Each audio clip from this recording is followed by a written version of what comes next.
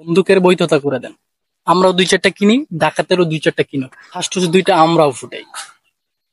আইন মন্ত্রণালয়, সরকার উপদেষ্টাগণ শাড়ি আর চুরি পরে বসে বসে ঘরে দেখুন। গত 2 দিনে 17টা ধর্ষণ। আপনারা বলতেছেন একটা বিপ্লবের পর এরকম অরাজকতার সৃষ্টি হয়। তাহলে গত 6 মাস ধরে আপনারা এই অরাজকতাই থামাতে পারছেন না। অপারেশন ডেভিল হ্যান্ড করতেছেন। এই ডেভিল হ্যান্ডের নামে আপনারা কি চুল ছেড়তেছেন? স্বামীর সামনে স্ত্রীকে ধর্ষণ, রিক্সা থেকে নেমে নিয়ে যে মেয়েকে ধর্ষণ, শহীদ মিনারে ফুল দিবে 10 বছর শিশুকে ধর্ষণ। এই ধর্ষকদের কি আপনি চেনেন না? এই ধর্ষকদের কি আপনি অচেনা? তাদেরকে আপনি শাস্তি দিতে পারেন না? তাদেরকে জেল জরিমানা দিয়ে আপনি কি করবেন?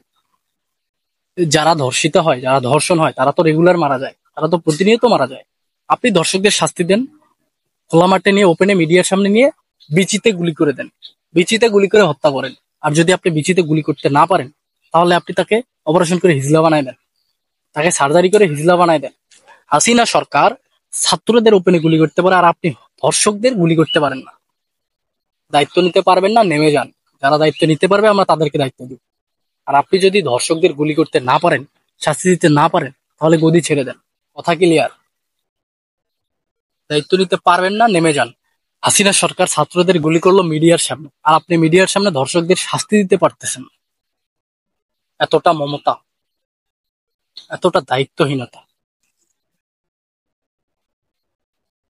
আর যদি আপনারা দায়িত্ব নিতে নাই পারেন, যদি আপনারা শাস্তি দিতে নাই পারেন, তাহলে ছাত্র সমাজকে বলে দেন, ঘোষণা দিয়ে দেন, আমরা নিজেরা প্রতিটা ঘরে ঘরে এক একটা হারকিউলিস তৈরি হব।